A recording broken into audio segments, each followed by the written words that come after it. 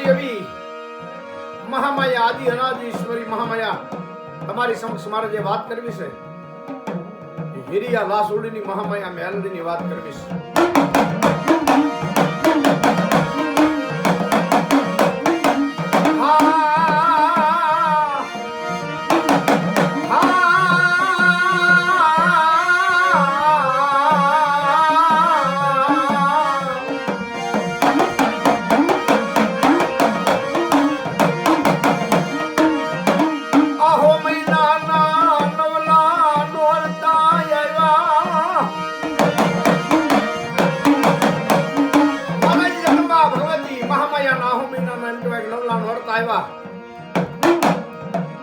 શોકની માલપા નાની નાની બાળાઓ નાની નાની દીકરીઓ માતાજી જગદંબા ભગવતી મહામાયા જોગમાયાના નામના ગરબા રમે છે.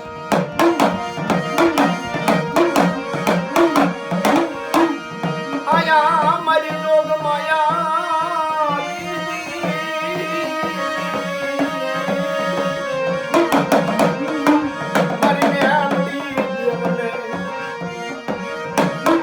માતાજી જગદંબા ભગવતી નાના નાની બાળાઓ એમ કહેવાય કે શોકની માલપા દીકરીઓ નાની નાની બાળાઓ ગરબે રમે છે. ગરીબ માણા હરાકની દીકરી માતાજી જગદંબા જોગમાયાના નોરતા નાની નાની બાળાઓ શોકની માલપા ગરબા રમે છે અને એક દીકરી બેઠી બેઠી જોવે છે.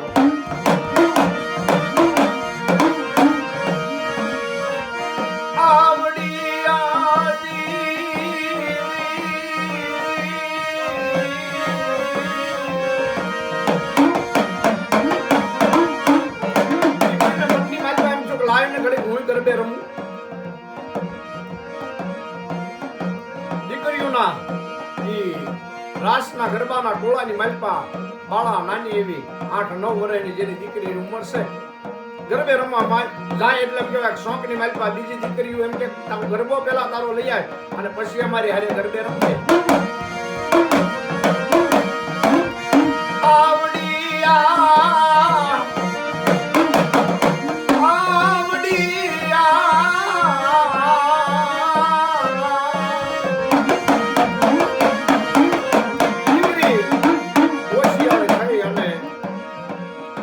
ઘરે આવે છે પોતાના બાપને કહે છે બાપુ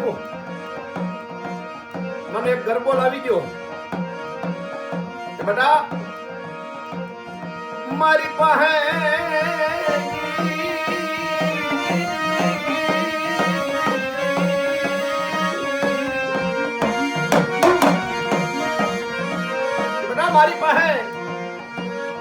એક આનો એક રૂપિયો મારા ખિસ્સાની મારી પાસે નહીં તને ગરબો ક્યાંથી લાવી દઉં પણ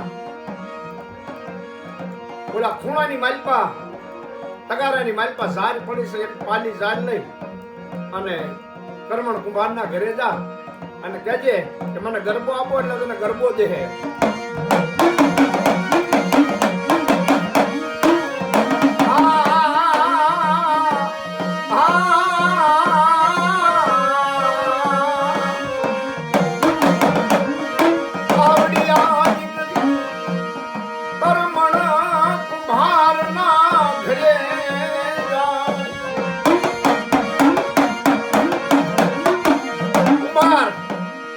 ઘરે જાય એટલે એમ કહેવાય ખડકીની માલપા પગ મૂકે સાંકડાની માથે એમ કહેવાય માટીનો પીંડો સડાવીને હાથની માલપા સક લાકડી લઈને કુંભાર એક બે ત્રીજો આટો સાંકડાને ફેરવે ત્યાં દીકરીને આજ ઊભી રહી. દાદા મન ગરબો આપો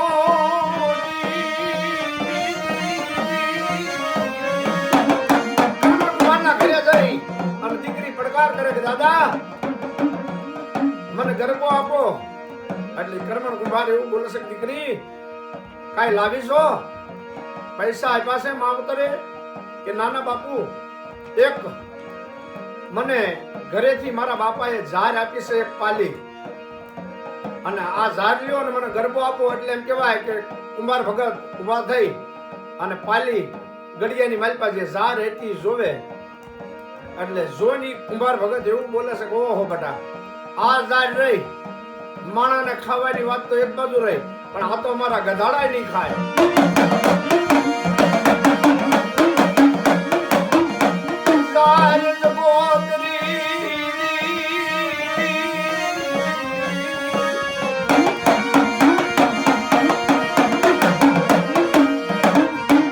જગોદરી માતા જગત સર્જનહાર માં ઝાર માતાજીને ખોટું લાગ્યું કે પૃથ્વીની માથે મારી કોઈ કિંમત નથી, અમારે આ જગતમાં રહેવાય નહીં, એટલે અઘોર જંગલની માલપા જઈને તપ કરે છે કે આ પૃથ્વીની માથે માનવીની વિશે મારી કોઈ કિંમત નથી. અઘોર જંગલની માલપા જઈને ઝાર જગોદરી માતાજી તપ કરે છે. અઘોરા જંગલમાં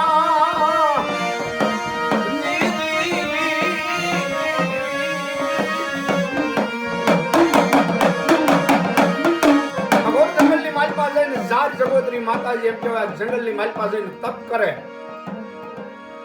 પૃથ્વીની માથે મારી જ્યાં સુધી કિંમત ન થાય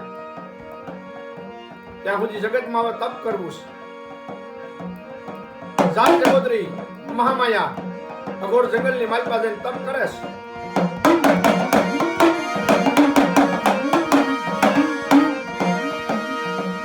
મારી જોગ માયા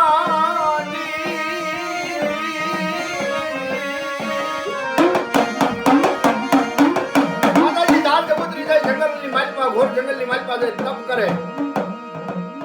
દિવસ, 2 દિવસ, 5 દિવસ, મહિના, 100 મહિના, 12 મહિનાનો સમય વીતી જાય અને ઝાર જગોદરી સંસારની માલપા જેની કોઈ કિંમત નથી અને જેના કોઈ મોલ નથી એટલે જંગલની માલપા જઈને તપ કરે છે. અને ઇન્દ્ર મહારાજનું ઇન્દ્રાસન ડોલવા મળ્યું.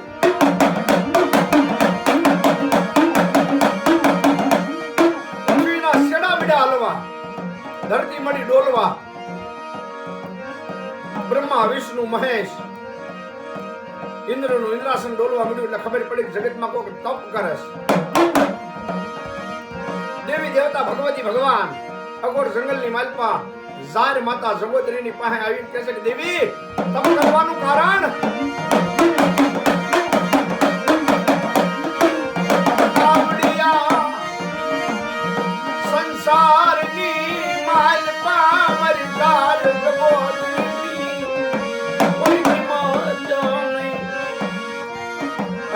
જંગલની માલપા તપ કરવું પડ્યું. આ પૃથ્વી માટે મારી કોઈ કિંમત નથી,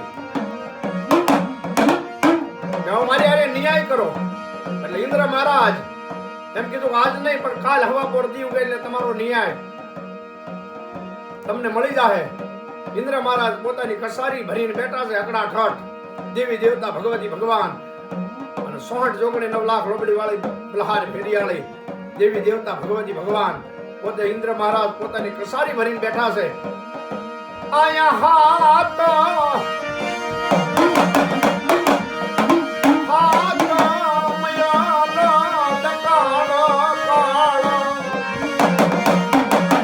ઇન્દ્ર મહારાજની કસારીની માલપા ખબર પડે. દેવી દેવતા ભગવતી ભગવાન એવું નક્કી કરે કે પૃથ્વીની માથે 7 મયલ દકાળ કાળ પાડો. ઝાર જગોદરીની જે કિંમત નથી જગતને સંસારને ખબર પડવી પડે કે આની કિંમત શું છે. અહીંયા ભગવતી ભગવાન ઇન્દ્ર મહારાજ પોતાની કસારીની માલપા નક્કી કરે કે 7 મયલ દકાળ કાળ પાડવો છે પૃથ્વીની માથે. પણ અહીંયા મારી હિરિયા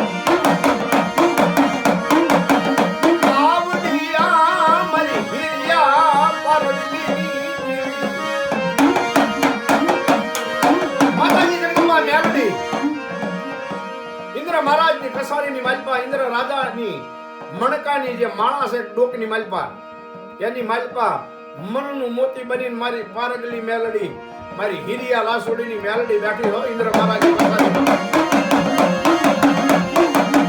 આયા દેવી દેવતા ઇન્દ્ર મહારાજની કસારીમાં એવું નક્કી થઈ જાય કે 7 મયલ પૃથ્વીની માથે 7 મયલ દકાળ કાળ પાડવો છે.